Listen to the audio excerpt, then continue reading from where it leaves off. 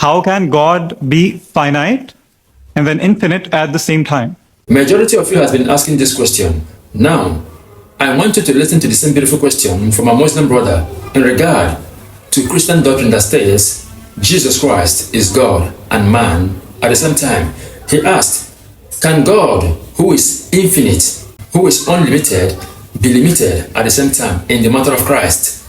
Now watch the video to the end and see also a beautiful response that will convince you. Assalamu alaikum. Wa alaikum salam.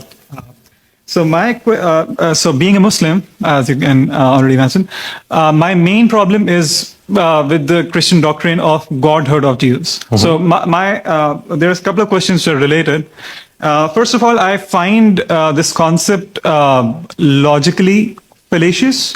Like there are many aspects to its logical fallacy, as in maybe one of them could be that how can God be finite and then infinite at the same time? Like this is like it's like saying that there could exist a square circle. It's a logical fallacy. Okay? So when we say that Jesus was God or Son of God, we are actually saying that God existed in finitude during the life of Jesus, and He also is infinite at the same time. This is logically fallacious. Now, because you are you're coming from a historical standpoint. Did you want me to respond to that, or are you having it's a relate like it's the same question continuing.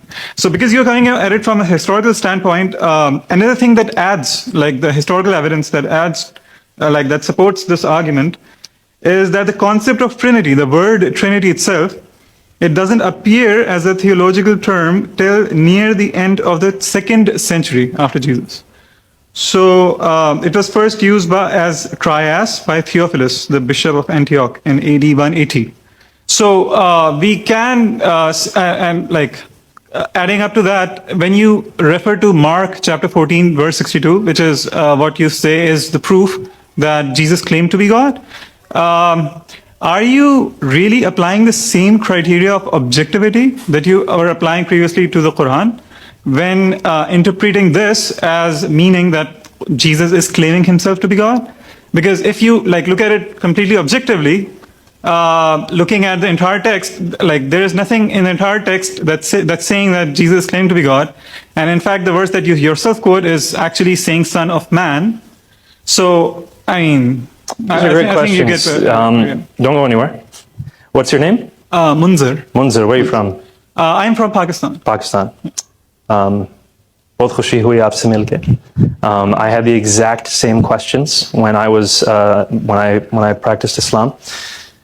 What I want to point out is that first and foremost, what we have to see is what Jesus claimed for himself.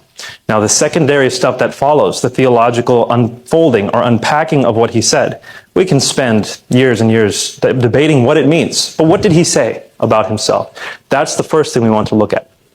So, again, that's a historical perspective. Theologians argue all day long, back and forth, back and forth. You know, theologians argue all the time, and I just sit back and watch and smile because you can't really prove it one way or another.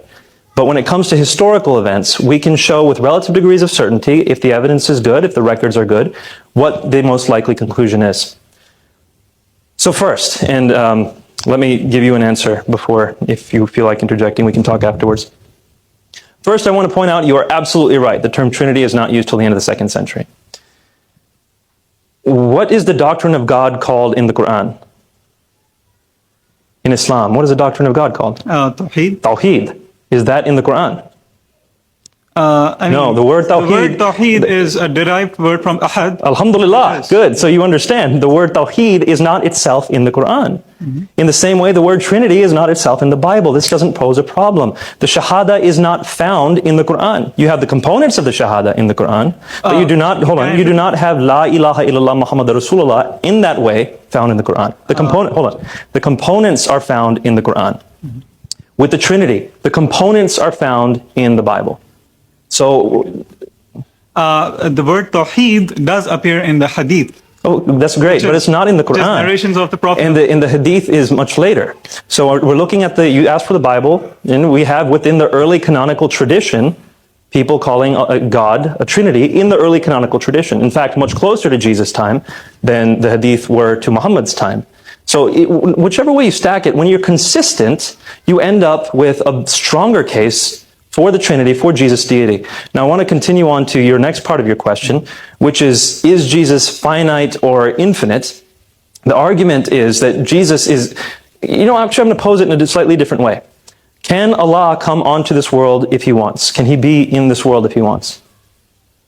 I wouldn't think so. You wouldn't think so. So Allah's omnipotence is limited. He can't come onto this world. It's like basically Allah Ta'ala cannot do logically fallacious thing. Like He cannot create a square circle, right? Mm-hmm. Because that's something logically fallacious. But how do we know that's what this is? That Allah but how do we know that's what this is? Because, for example, in Surah Al-Imran, when Allah is talking to Moses, it says in Surah Al-Imran, I think it's Surah Al-Imran, it might be Surah 18, but double check, that Allah, as He spoke to Moses, Allah was in the bush. Allah was in the bush. So if you want to say that meant something else, well, you're going to have to argue with the Quran on that one. It seems to be pretty clear that Allah can emanate His voice from a physical place. He can be in a physical place in a sense.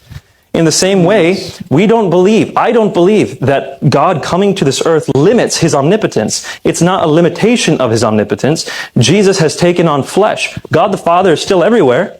God, Jesus, the Son, is here on this earth. It's a limitation in that sense, but it's not a limitation of His nature. He is both the divine and human nature. That's the argument. Now, I want to talk about briefly, and then we're going to have to go to the next question, but let's talk afterwards for sure. You asked about the Son of Man. You said He's not calling Himself the Son of God. He's calling Himself the Son of Man. I'm emphasizing to you, my friend, when this hit me, again, while I was practicing Islam, when this hit me, it hit me like a bolt of lightning. The claim Son of God, according to Jews at that time, was not anything divine. Adam was called the Son of God. Solomon was called the Son of God. In the Psalms it says, you are gods. It's not a divine claim to call someone a son of God. But when someone refers to that Son of Man coming on the clouds of heaven, who's going to receive glory, authority, and sovereign power, and people of every nation and language are going to worship Him with the worship due only to God, that Son of Man is more than just a human. He is divine. He's going to be worshipped by all people of all time. So when Jesus calls Himself the Son of Man, it's not the Son of God title. And lots of Christians get this wrong, so I'm not pointing the finger at you. Lots of Christians say, oh, Son of Man means He's human, and Son of God means He's God. No, it's the other way around. In the Jewish context, Son of God was a normal human title. Son of Man, from Daniel 7, that was something divine.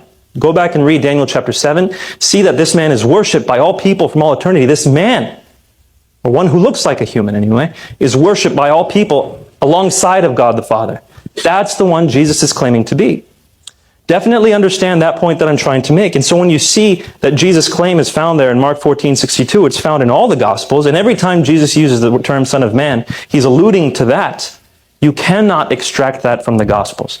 So please put Mark 14:62 next to Daniel chapter 7 and see what Jesus is claiming for Himself. And we'll talk afterwards for the rest. Lord bless you, my friend. We'll take one last question.